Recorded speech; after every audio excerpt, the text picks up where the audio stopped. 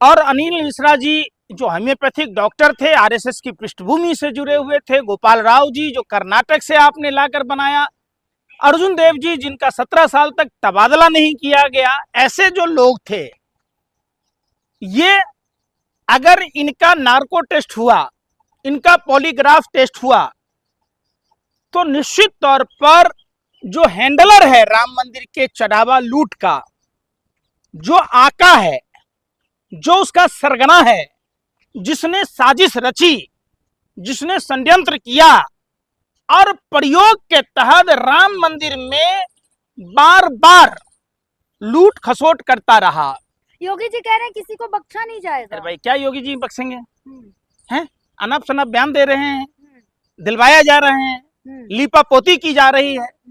क्या योगी जी जिस प्रदेश के मुख्यमंत्री हैं, सुनिए पहले बात, बगैर एफआईआर के एसआईटी गठन होता है क्या? ये कौन सा नया तरीका है भाई? जब एलएनटी कंपनी ने 1 रुपया में मंदिर के निर्माण की बात कही थी, जब दिलीप सिंह राठौर ने वहां जितने पत्थर लगे उनको फ्री में देने की बात की थी, तो क्यों इन लोगों ने दरकिनार किया? और आपने देखा होगा बड़े साधु निर्मोही अखाड़ा के, उन्होंने 1500 करोड़ से ज्यादा शपथ लगाने की बात मंदिर के ट्रस्ट बनने से पहले 90 से जब लगातार विश्व हिंदू परिषद, आरएसएस और भाजपा तीनों मिलकर लूट खसोट करती रही प्रभु श्री राम के नाम पर, वो आपने सत्येंद्र नाथ जी का बयान नहीं सुना होगा। जब 5 फरवरी 2020 को, अरे भाई है कि पहले आप लोग कौन है? गा रहे थे, कौन रोना गा रहा है? गठित नहीं करी, अरे भाई फिर एसआईटी गठित कर दी, फिर भी रोना गा रहे हैं। कौन है योगी जी? मुख्यमंत्री यूपी के हैं? यूपी के हम नहीं मानते हैं, योगी नहीं मानते मैं इनको। भगवा पहन लेने से योगी हो जाइएगा? हैं? आप अगर सचमुच अगर योगी होते तो आप नैतिकता के आधार पर आप एफआईआर कराते। क्या आपको जानकारी नहीं थी? क्या आपकी आईबी नहीं थी उत्तर प्रदेश की? आप बताइए ना। आप पर्दा डालने का काम मत कीजिए, आप धर्म से अलग होइए। आप सबसे पहले वो साधु हो ही नहीं सकता जो भगवान की मंदिर को छोड़कर सत्ता का सुख भोगता हो। आज तक के इतिहास में, चाहे वो द्वापर का युग रहा हो, त्रेता का रहा हो, सतयुग का रहा हो, कलयुग में भी मैंने किसी ऐसे लोगों को साधु नहीं देखा जो ये संसार के जो माया है, मोह है, राजभोग है, न छोड़ा हो। तो ये सब चीजें, योगी जी तो नाथ संप्रदाय से है ना, तो नाथ और संप्रदाय, राम मंदिर जब बना था तो योगी जी गए थे उस दिन। नाथ संप्रदाय की स्थापना किस बात से हुई थी बता दीजिए आप। फिर आप जब नाथ संप्रदाय की बात कहेंगे तो इनका तो हिंदू विरोध पुराना है। इनके संस्थापक बाबा गोरखनाथ भी विरोध करते थे, नहीं करते थे क्या?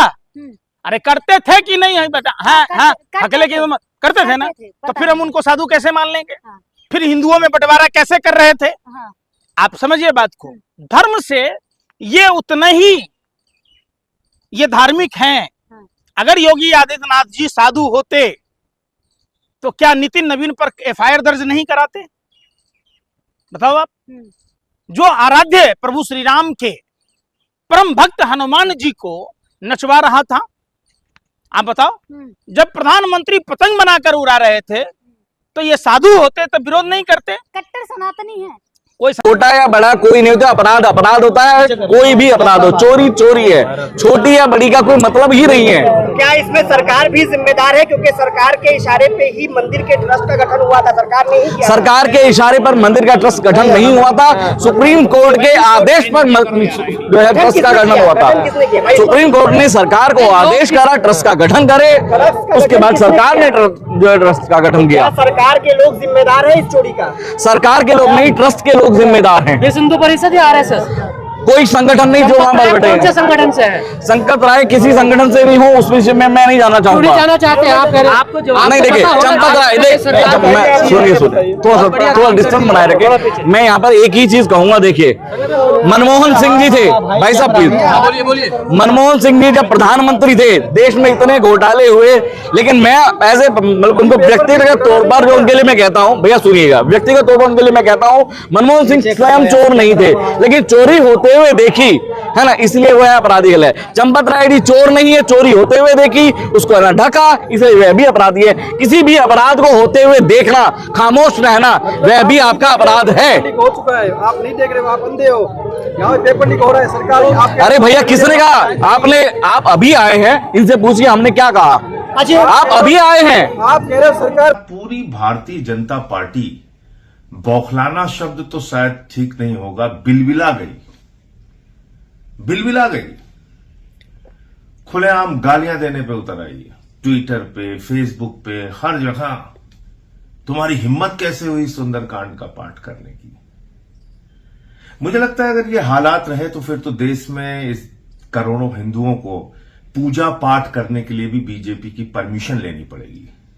आपके घर घर में घुस के देखा जाएगा, आप सुंदरकांड पढ़ रहे हैं, आप रामायण पढ़ रहे हैं, आप गीता पढ़ रहे हैं, आप पूजा कर रहे हैं कि नहीं कर रहे हैं, और पूजा कर रहे हैं तो बीजेपी वाले से परमिशन ली है कि नहीं ली है।